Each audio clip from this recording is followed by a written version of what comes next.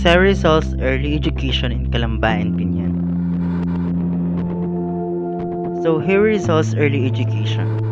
Rizal had his early education in Calamba and Binan. It was a typical schooling that the son of an illustrated family received during his time. Teaching was characterized by 4 R's: reading, writing, arithmetic, and religion. Instructions was rigid and strict. Knowledge was forced into the minds of pupils by means of tedious memory methods aided by teacher whips or latigo.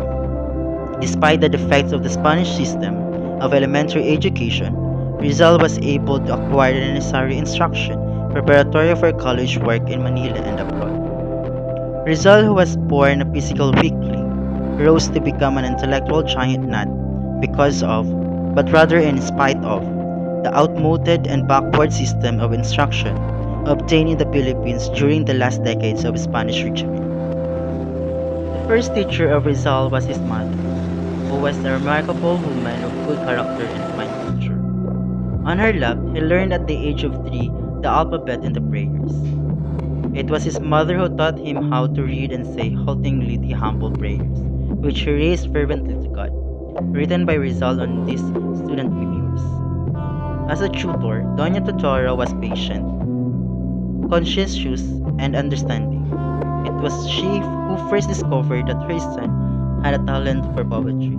Accordingly, she encouraged him to write poems, to lighten the monotony of memorizing the ABCs and stimulate her son's imagination. She related many stories. Jose's private tutors. As Jose grew older, his parents employed private tutors to give him lessons at home. The first was Maestro Celestino and the second Maestro Lucas Padua. Later, an old man named Leon Monroy, a former classmate of Rizal's father, became the boy's tutor. This old teacher lived at the Rizal home and instructed Jose in Spanish and Latin. Unfortunately, he did not live long. He died 5 months later. After Monroy's death, the hero's parents decided to send their gifted son to a private school in Binan.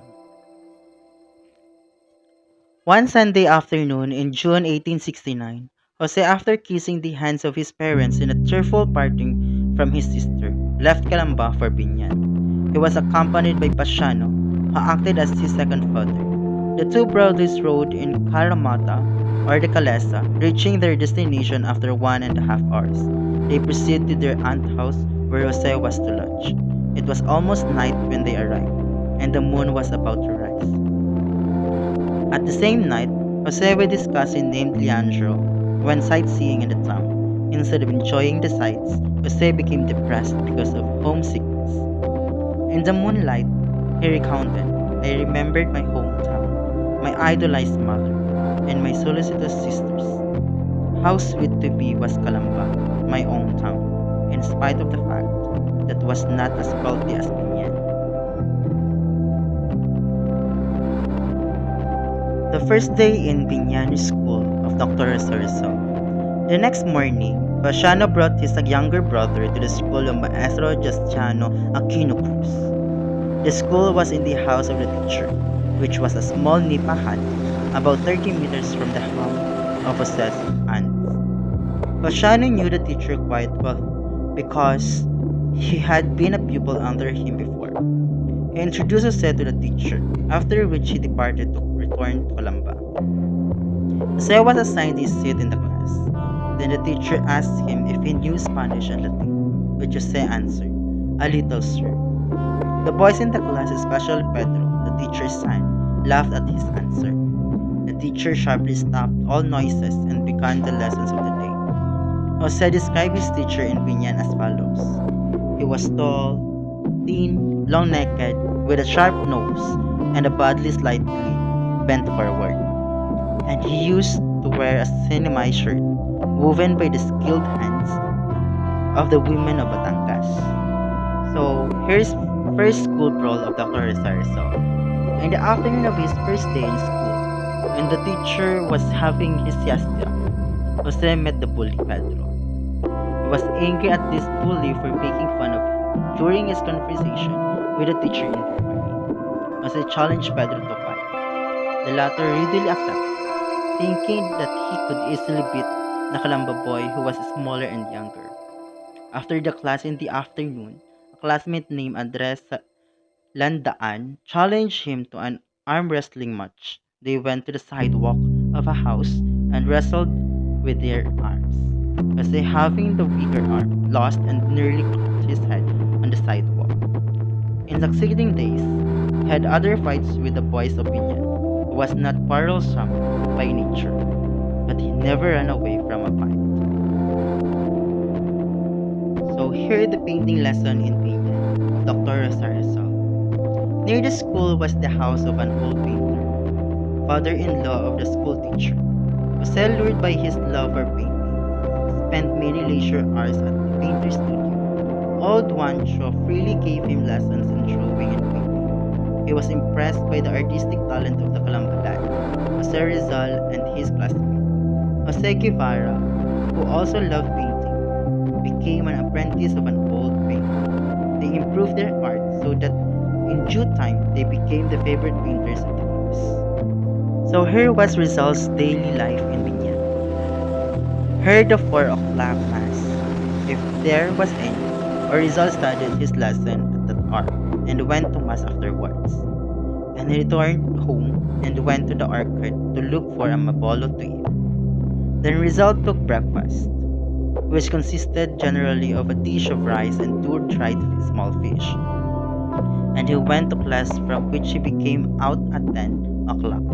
Rizal went home at once. If there was some special dish, Leandro and Jose took some of it to the house, which he never did at home nor would ever do it, and returned without saying a word. Rizal ate with them, and afterwards he studied.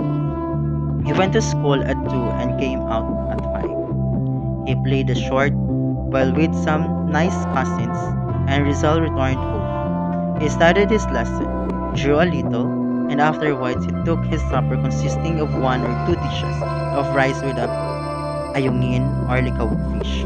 They prayed, and when there was a moon, Rizal's nieces invited him to play in the street together with others. In academic studies, Jose beat all Binyan boys. He surpassed them all in Spanish, Latin, and other subjects. Some of his older classmates were jealous of his intellectual superiority. They wickedly squealed to the teacher whenever Jose had a fight outside the school, and even told lies to discredit him before the teacher's eyes. Consequently, the teacher had to punish him. The end of Binyan schooling of Jose Rizal. Before the Christmas season in 1870, Jose receives a letter from his sister Saturnina, informing him of the arrival of the steamer Talim, which would take him from Binyan to Calamba. He left Binyan on Saturday afternoon, December 17, 1870. After 1 year and his schooling in that town, he was thrilled to take passage on the steamer Talim because it was his first time. He was on board with Arturo Camps, a Frenchman and a friend of his father, who took care for him. Arturo Camps, Frenchman, and a friend of Don Francisco took care of Jose during the trip. That's the end of early education in Calamba and Binan of Dr. Jose Rizal. Thank you for listening.